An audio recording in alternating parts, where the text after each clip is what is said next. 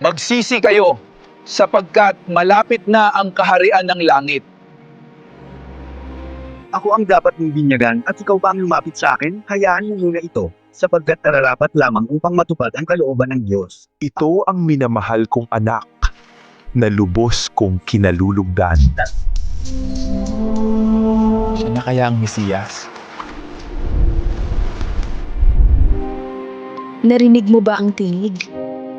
Ikaw ang anak ng Diyos. Gawing tinapay ang mga batong ito, hindi sa tinapay lamang nabubuhay ang tao, kundi sa salita ng Diyos. Obeyed in baptism, tested in the desert, strength in silence, victory through God's word. Bakit mahalaga ito sa mga Katoliko?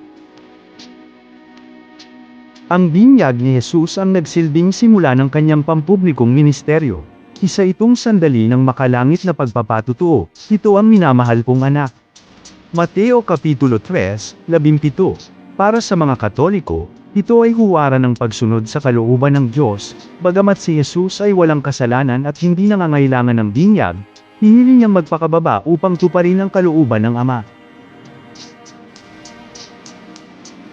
Pagkatapos ng kanyang binyag, si Jesus ay tumungo sa ilang at nanatili roon sa loob ng 40 araw. Ang panahong ito ng pag-aayuno at pag-iisa ay naging sandali ng espiritual na pagpapatibay, isang paghahanda para sa mga pagsubok na darating. Sinusundan ito ng mga Katoliko sa panahon ng Kwaresma, isang yugto ng pagninilay at pagbabagong loob.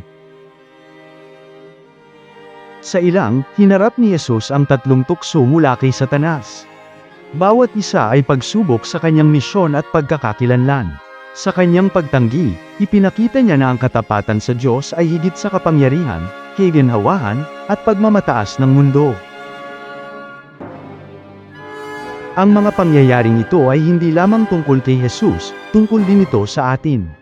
Naniniwala ang mga Katoliko na sa pamamagitan ng binyag, tayo ay nakikibahagi sa buhay ni Kristo. Ang kanyang karanasan sa ilang ay paalala na ang tukso ay bahagi ng ating paglalakbay, ngunit sa panalangin, katahimikan, at banal na kasulatan, kaya rin nating magtagumpay. Peace be with you, walk with me, and let your heart rest.